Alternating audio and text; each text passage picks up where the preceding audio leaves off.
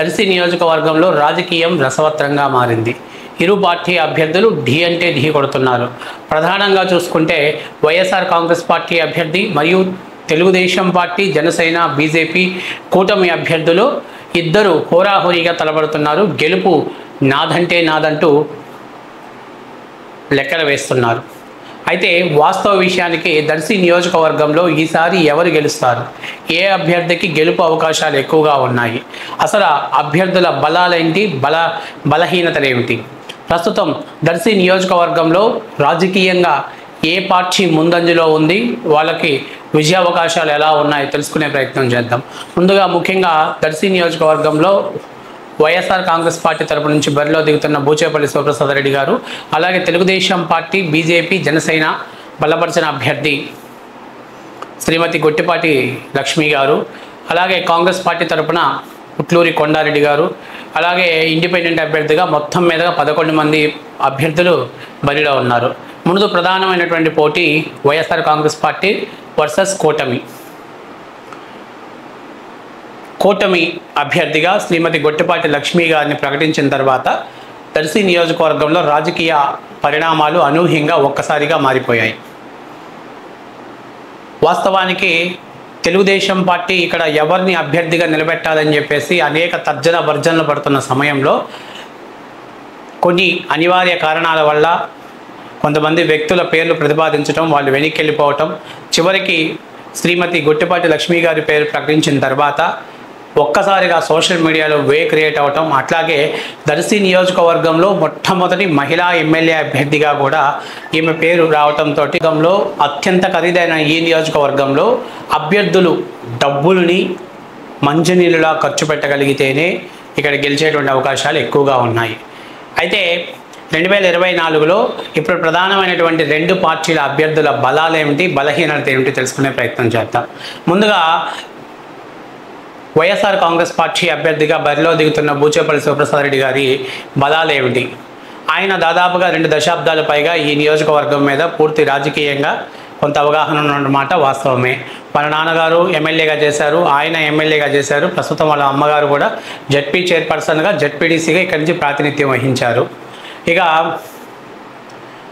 ఈ నియోజకవర్గంలో ప్రధానమైన ఓట్ బ్యాంకింగ్ని ఎలా ఆకర్షించాలో, ఆయనకి ఎవరి ద్వారా పోల్ మేనేజ్మెంట్ చేసుకోవటంలో ఆయన ఒక సమర్థవంతమైనటువంటి నాయకత్వం కలిగినటువంటి వ్యక్తిగా యాక్సెప్ట్ చేయొచ్చు ఆయనకి.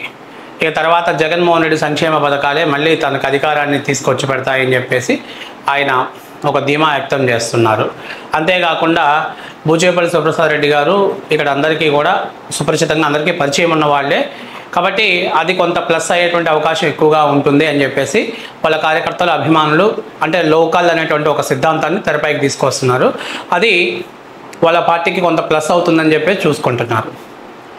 ఇక బలహీనతల విషయాల్లోకి వస్తే రాష్ట్ర వ్యాప్తంగా అధికారం చేంజ్ అయ్యేటువంటి అవకాశాలు, పవనాలు రాష్ట్రంలో వీస్తున్న సమయంలో ఖచ్చితంగా ఆ ప్రభావం కూడా దర్శి నియోజకవర్గం మీద పడేటువంటి అవకాశం ఎక్కువగా ఉంటుంది.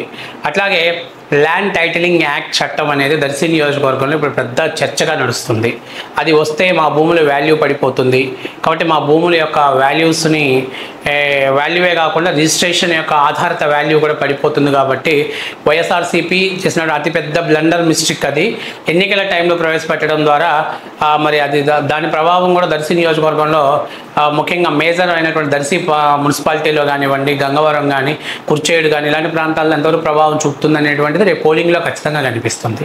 ఇక నిరుద్యోగం, ప్రభుత్వ వ్యతిరేకత, ఓట్ బ్యాంకింగ్ ఇవన్నీ కూడా మరి ఆయనకి బలహీనతలు తీసుకొచ్చేటువంటి అంశాలే.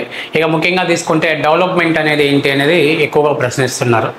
2019 నుంచి 2024 వరకు దర్శి నియోజకవర్గంలో ఏం డెవలప్ చేసింది వైసీపీ అధికారంలోకి వచ్చాక అని చెప్పేసి ప్రశ్నిస్తున్నారు. అట్లాగే బూచేపల్లి కుటుంబానికి ఎంత సానుకూలత ఉందో అంతే స్థాయిలో వ్యతిరేకత కూడా స్పష్టంగానే ఉంది. అర్థాల పైగా రాజకీయాల్లో ఉంటారు.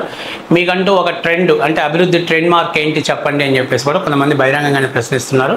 అది కూడా కొంత వైఎస్ఆర్సీపీకి మైనస్ అయ్యేటువంటి అవకాశం ఉంటుంది. సో ఓవరాల్గా చూసుకుంటే ఇది వైఎస్ఆర్సీపీలో ప్రస్తుతం ఎంపీగా ఉన్నటువంటి చెవిరెడ్డి భాస్కర్ రెడ్డి గారు, ఈయన ఇక్కడ లోకల్ అంటే మరి నాన్ లోకల్ అయినటువంటి ఎంపీని ఎట్లా యాక్సెప్ట్ చేస్తారని చెప్పేసి ఆ ప్రశ్న కూడా ఉత్పన్నం అవుతుంది. అట్లాగే ప్రకాశం జిల్లాలో వైఎస్ఆర్సీపీ తరఫున కంటెస్టెంట్ చేసేటువంటి అభ్యర్థి లేఖన చిత్తూరు జిల్లా నుంచి తీసుకొచ్చి ఇక్కడ దిగుమతి చేసుకున్నారని చెప్పేసేటువంటి వాదనలు కూడా స్పష్టంగా కనిపిస్తున్న పరిస్థితులు స్పష్టంగా కనిపిస్తుంది. కాబట్టి ఇవన్నీ కూడా వైఎస్ఆర్సీపీలో బలహీనతలని చెప్పుకోవాలి. ఇక గొట్టిపాటి లక్ష్మి అంటే కూటమి ఉమ్మడి అభ్యర్థిగా ఉన్నటువంటి వ్యక్తికి బలాలు ఏమిటి? ముఖ్యంగా ఫస్ట్ ఆఫ్ ఆల్ ఆమెకి అత్యంత వే క్రియేట్ చేసింది మొట్టమొదటి మహిళా ఎమ్మెల్యే అభ్యర్థి. ఎందుకంటే ఇప్పటిదాకా ఎవరు కూడా ఒక మహిళ కూడా కంటెస్టెంట్ చేయలేదు. ఫస్ట్ టైం మేము మహిళగా కంటెస్ట్ చేయబోతుంది. ఒకవేళ గెలిస్తే దర్శి నియోజకవర్గంలో మున్సిపాలిటీ మొట్టమొదటిసారి సొంతం చేసుకుని Telugu Desam party, at the same time మహిళా అభ్యర్థి కూడా గెలిచినటువంటి ఘనత తెలుగుదేశం పార్టీకి వస్తుంది, శ్రీమతి గొట్టిపాటి లక్ష్మి గారికి వస్తుంది. అది ఒక ప్లస్ పాయింట్ అవుతుంది. అండ్ రెండవది ప్రాక్టీస్లో ఉన్నటువంటి డాక్టర్గా ప్రజలకు సేవ చేస్తానంటున్నారు. అట్ ద సేమ్ టైం నేను గెలిస్తే ఇక్కడ ఒక హాస్పిటల్ కట్టి ప్రజలకు, ఎందుకంటే ముఖ్యంగా ఈ దర్శి నియోజకవర్గంలో 40,000 పైచిలుకుల ఓట్లో 40,000 పైచిలుకుల కుటుంబాలు ఉన్నటువంటి ఈ దర్శి నియోజకవర్గం కానివ్వండి, లేకపోతే చుట్టూ దాని పరిధిలో ఉన్నటువంటి ప్రాంతాల్లో ఎక్కడైనా సరైనటువంటి గైనకాలజిస్ట్ డాక్టర్స్ లేరు. ఏదైనా గైనకాలజిస్ట్ ప్రాబ్లం కానీ మహిళలు ఎక్కువ సమస్యలు వస్తే అటు చీమకుర్తి లేకపోతే ఒంగోలు నరసరావుపేట వెళ్తున్న ఈ పరిస్థితుల్లో నిజంగానే ఆమె ఇచ్చినటువంటి హామీ అనేది కార్యరూపం దాలిస్తే ఇక్కడ చాలామందికి బెనిఫిట్ అవుతుంది. కాబట్టి దాని మీద అందరూ కూడా ఎక్కువ ఫోకస్ చేస్తున్నారు. ఒకటి. రెండవది ఏంటంటే సరే ఇప్పటిదాకా మనం చాలామందికి ఓట్లు వేసాం, ఈ ఓటు వేయటం ద్వారా ఈమె మహిళా అభ్యర్థి అంటే మొట్టమొదటి మహిళా అభ్యర్థిగా చరిత్ర రికార్డ్ సృష్టిస్తారు కదా అనేటువంటిది కూడా ఒక ప్లస్ పాయింట్ అవుతుంది ఆమెకి.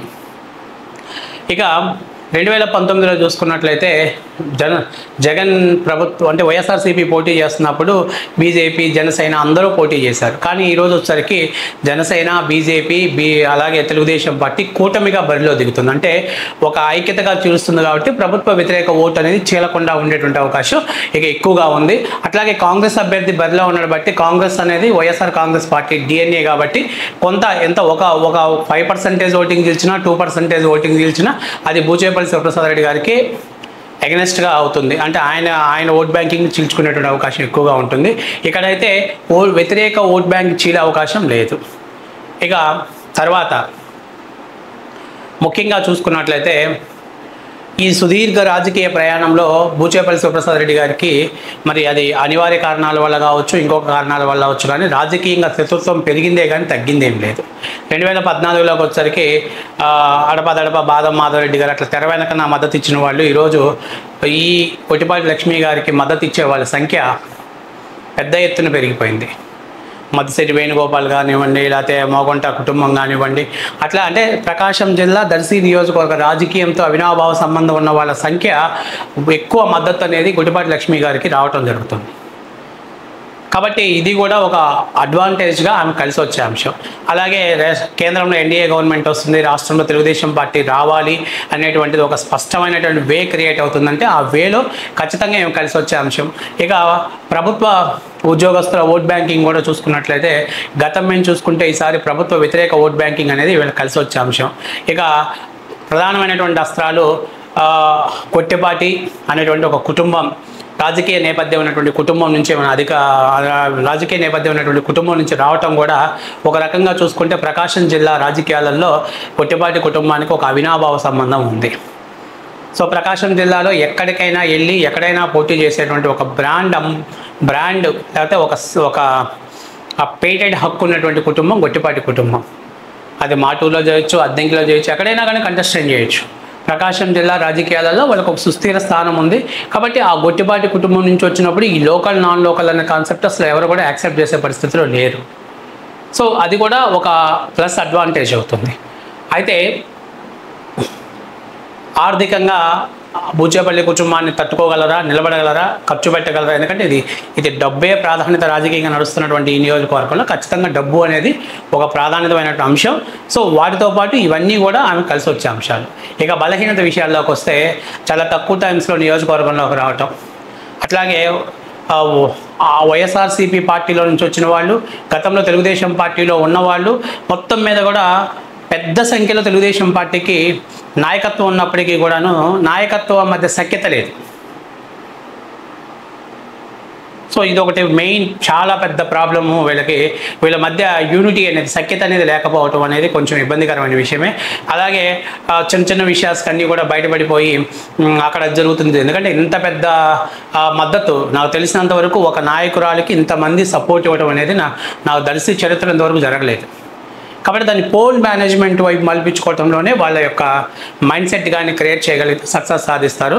అట్లా కాకుండా కాంట్రవర్సీ వైపు వెళ్తున్న ప్రతిసారి వాళ్ళు కూడా ఓపికగానే చాలా ఓపికగా లాక్కొస్తున్నారు. చిన్న చిన్న మిస్టేక్స్ బరస్ట్ అయినప్పుడు ఎక్కడో ఒక చోట వాటిని మళ్ళీ సమన్వయంతో ఓపికతోటి వాళ్ళు మళ్ళీ వాటిని ఆ ట్రాక్లో పెట్టడంలో వాళ్ళు సక్సెస్ సాధిస్తున్నారు.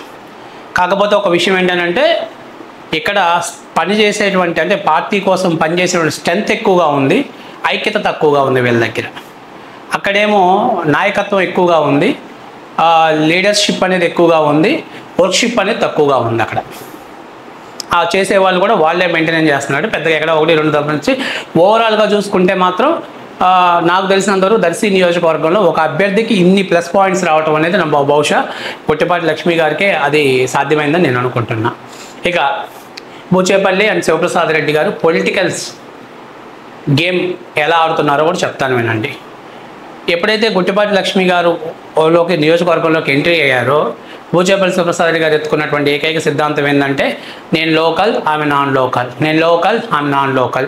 సరే, బూచేపల్లి శివప్రసాద్ 2 దశాబ్దాలు పైగా మీరు దర్శి నియోజకవర్గంలో ఉన్నారు, మీకంటూ ఒక అభివృద్ధి ట్రెండ్ ఏంటండి అని చెప్పండి అంటే నాకు ఇక్కడే ఓటు ఉంది, ఆమెకి ఇక్కడ ఓటు లేదంటాడు. మీ కుటుంబం ఏమన్నా ఈ నియోజకవర్గంలో ఏమైనా అభివృద్ధి చేసిందా సార్ అంటే నేను ఇక్కడే ఇల్లు కట్టుకున్నాను, ఆమె ఇంకా ఇల్లు కూడా కట్టుకోలేదని అంటాడు. సో అంటే నేను మా నాన్నగారు మా అమ్మగారు ఈ 2 దశాబ్దాలలో ఇది అభివృద్ధి చేశాం. దర్శి నియోజకవర్గంలో ఇది మేము అంటే బూచేపల్లి అంటే ఇది గుర్తొస్తుంది. లేకపోతే ఒక బ్రిడ్జ్ నిర్మాణమో, ఒక హాస్పిటల్ నిర్మాణమో, లేకపోతే ఏదన్నా గుర్తొస్తుంది అని చెప్పాల్సిన చోట లోకల్, నాన్ లోకల్ అనేటువంటి ఒక ఫిల్లింగ్ ద బ్లాంక్స్ మాత్రమే అక్కడ ఫిల్ చేస్తున్న పరిస్థితులు వాళ్ళు కనపడుతున్నారు. ఇక సో ఈరోజు రాష్ట్ర ప్రజలందరికీ కూడా అర్థమైంది. నేను ఆ లోకల్, నాన్ లోకల్ కూడా క్లియర్గా చెప్పాను. కొట్టిపాటి కుటుంబానికి ప్రకాశం జిల్లాలో ఎక్కడైనా కంటెస్టెంట్ చేసే రైట్స్ ఉన్నాయి. 4 దశాబ్దాల పైగా రాజకీయ కుటుంబం ఉన్నటువంటి కుటుంబం కాబట్టి వాళ్ళకి లోకల్, నాన్ లోకల్స్ అనేది ఇప్పుడున్న పరిస్థితుల్లో దర్శిలో అసలు ఆ టాపిక్కే ఎత్తట్లేదు. వీళ్ళు ఎంత నాన్ లోకల్ అంటున్నారో ఫస్ట్ ఇక్కడ దర్శిలో ఎలా జరిగిందో చెప్తా వినండి. ఫస్ట్ నాన్ లోకల్ అన్నప్పుడు బొట్టిపాటి లక్ష్మి అన్నారు. నాన్ లోకల్ అనేసరికి లక్ష్మి, ఇప్పుడు నాన్ లోకల్ మా లక్ష్మి అంటున్నారు. అంటే వీళ్ళు ఎంత దూరంగా పెట్టాలని చూసే కొంది దర్శి నియోజకవర్గ ప్రజలు ఆమెను అంత ఓన్ చేసుకుంటున్నారు. కాబట్టి పొలిటికల్స్గా వాళ్ళకి అర్థమైపోయింది. అందుకని ఈ మధ్య అది తీసేసి దాన్ని పక్కన పడేసి ఈ మధ్య కొత్తగా మనీ మైండెడ్ గేమ్స్ ఆడుతున్నారు. అందులో ముఖ్యమైనటువంటి ఏంటంటే ముఖ్యంగా దర్శి నియోజకవర్గంలో సమీకరణాల దృష్టి తీసుకుంటే మొత్తం క్యాస్ట్ ఈక్వైజెస్గా తీసుకుంటే దర్శి నియోజకవర్గంలో రెడ్డి కమ్యూనిటీ మొత్తం కూడా అంటే దాదాపుగా 85 to 90 వరకు కూడా బూచేపల్లి శివప్రసాద్ రెడ్డి గారికి సపోర్ట్గా ఉంది. ఈసారి ఎట్టి పరిస్థితుల్లో గట్టిగా పోరాడైనా సరే శివప్రసాద్ రెడ్డి గారిని ఎమ్మెల్యే చేసుకోవాలి అని చెప్పేసి గట్టిగా ప్రయత్నం చేస్తున్నారు. తెలుగుదేశం పార్టీ తరపుకి వచ్చేసరికి ఎప్పుడైతే ఒక మహిళా అభ్యర్థిని ప్రకటించారో వైఎస్ఆర్సీపీలో ఉన్నటువంటి కూడా ఆ కమ్యూనిటీ వాళ్ళు అరే మన ఆడపిల్ల వచ్చింది, చాలా రోజుల తర్వాత వచ్చేసింది కాబట్టి చూద్దాం, చేద్దాం, లేకపోతే చేయలేకపోయినా కొంచెం సైలెంట్గా ఉందాం అని చెప్పేసి ఇటువైపు కూడా ఒక కమ్యూనిటీ కొంత బేస్గా అంటే వాళ్ళతో పోల్చుకుంటే వీళ్ళు కొంచెం తక్కువగానే ఉంది. ఆ తర్వాత మెయిన్ కాపు కమ్యూనిటీలో కేవలం గొట్టిపాటి లక్ష్మి గారు వచ్చారని కాపు కమ్యూనిటీ తెలుగుదేశం పార్టీకి ఫరగగాల. అక్కడ వైసీపీలో తీరని అవమానం జరిగింది కాబట్టి ఆ అవమానాన్ని నుంచి వాళ్ళు ఈసారి ఎట్టి పరిస్థితుల్లో మన ఎవరైతే అవమానం చేసి బయటికి పంపించారో వాళ్ళకి మనం సపోర్ట్ చేయకూడదు అని చెప్పేసి వాళ్ళు క్లియర్గా ఫిక్స్ అయిపోయారు. ఇది వాస్తవ విషయం. సో మద్దిశెట్టి వేణుగోపాల్ గారిని మీరు బయటికి పంపిస్తే పంపించవచ్చు. టికెట్స్ చాలా చోట్ల అటు ఇటు కిందికి మీదకి మార్చుకున్నారు.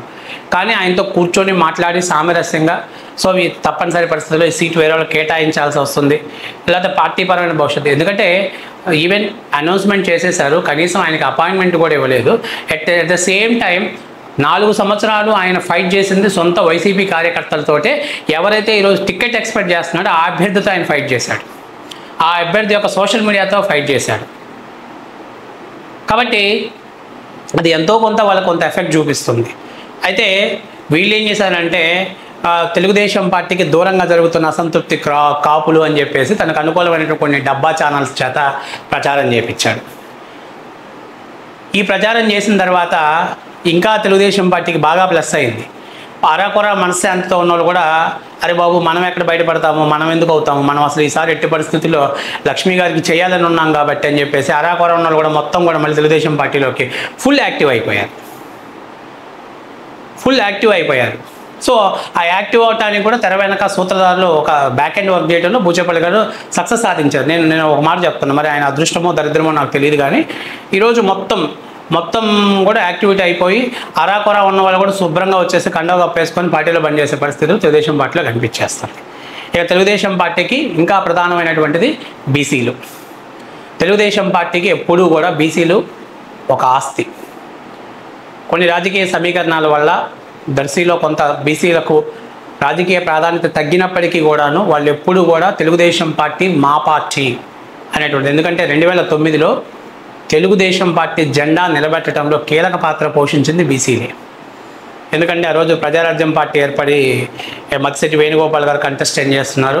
కాంగ్రెస్ పార్టీ తరఫున బూచేపల్లి శివప్రసాద్ రెడ్డి గారు పోటీ చేస్తున్నారు.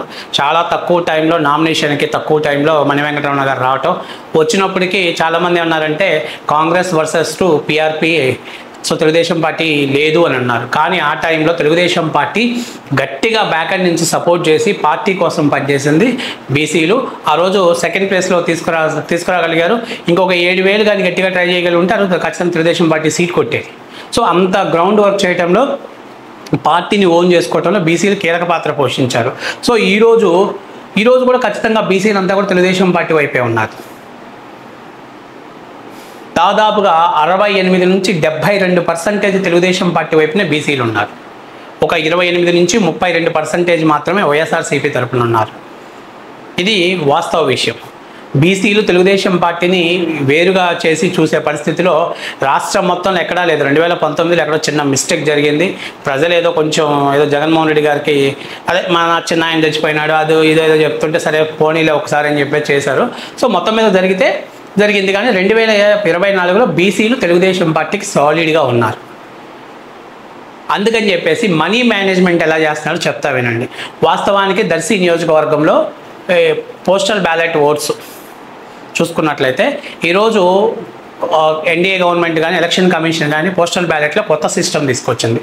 ఇంతకుముందు ఏం జరిగేదంటే ఎవరైనా పోస్టల్ బ్యాలెట్ ఉందనుకోండి, సంతకం సైన్ చేస్తే ఆ పోస్టల్ బ్యాలెట్ వీళ్ళు తీసుకెళ్ళి దాని ఫార్మాలిటీస్ ఫిల్ చేసుకొని వాళ్ళ పార్టీ స్టాంప్ వేసుకునే వాళ్ళు, అభ్యర్థి డబ్బులు తీసుకొని ఏదైతే తాయిలాలు ఇచ్చేసి అది తీసుకెళ్ళిపోయేవాళ్ళు. కానీ ఈరోజు ఆ పార్టీ అయినా ఈ పార్టీ అయినా డబ్బులు ఏదైతే తాయిలం ఉందో తాయిలం అయిపోతుంది, ఆయనకు నచ్చినట్టుగా ఆయన ఓటేసుకుంటాడు. ప్రస్తుత పరిస్థితుల్లో ప్రభుత్వ ఎంప్లాయీస్లో 85% ఓటింగ్ మొత్తం కూడా తెలుగుదేశం పార్టీ కూటమికే పోలవుతుంది. ఇంకా పెరగవచ్చు, అది 90 కూడా అవ్వచ్చు. ప్రభుత్వ ఉద్యోగస్తులు ఎవరు కూడా వైఎస్ఆర్సీపీకి ఓటేసే పరిస్థితిలో లేరు. సో దాన్ని బాగా క్యాచ్ చేసిన బూచేపల్లి శివప్రసాద్ రెడ్డి గారు పోస్టల్ బ్యాలెట్కి ఒక పెద్ద అమౌంట్ ఫిక్స్ చేయడం ద్వారా, ఎందుకంటే వాళ్ళకి 10% వాళ్ళు జాగ్రత్తగా చూసుకొని ఎవరు మన వాళ్ళు ఖచ్చితంగా వీళ్ళు మనకి ఇస్తారు పోస్టల్ బ్యాలెట్ అక్కడ పోయి వేస్తారు అనుకున్న వాళ్ళకు మాత్రమే ఇస్తున్నారు. కానీ ఒక ఫిగర్ అనేది సెట్ చేసేసారు ఈ అమౌంట్ అని చెప్పేసి. తద్వారా ఆర్థిక బర్డన్ అనేది కూటమి అభ్యర్థి మీద పడుతుంది. ఎందుకంటే ఇక్కడ వీళ్ళకి పెద్ద ఎత్తున పోస్టల్ బ్యాలెట్లు వచ్చే అవకాశం, మీరు వద్దన్నా కూడా ఈసారి ప్రభుత్వ ఉద్యోగస్తులు ఖచ్చితంగా పోస్టల్ బ్యాలెట్లన్నీ కూడా కూటమికి వేసేటువంటి అవకాశం ఎక్కువగా ఉంది.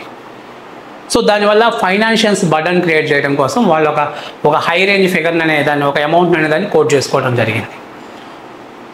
సో దాన్ని కూడా ఇప్పుడు ఓవర్కమ్ చేయాల్సినటువంటి బాధ్యత వీళ్ళ చేతుల్లో ఉంది. ఇవన్నీ కూడా వాస్తవ విషయాలు. కాబట్టి ఇక రెండవది పోతే, ఈ మధ్య సోషల్ మీడియాలో ఎక్కువ గుట్టిపాటి లక్ష్మీ గారి మీద సోషల్ మీడియాలో తెలుగుదేశం పార్టీలో దొంగలు పడ్డారు, తెలుగుదేశం పార్టీలో యూనిటీ లేదు, ఇవన్నీ కూడా ఏంటంటే కొంతమంది క్రియేట్ చేస్తున్నటువంటి పాప్కార్న్స్. వాస్తవానికి తెలుగుదేశం పార్టీ జోడెద్దుల బండి సక్సెస్, కూటమి ముగ్గురు అభ్యర్థులు సక్సెస్గానే ముందుకు వెళ్తుంది.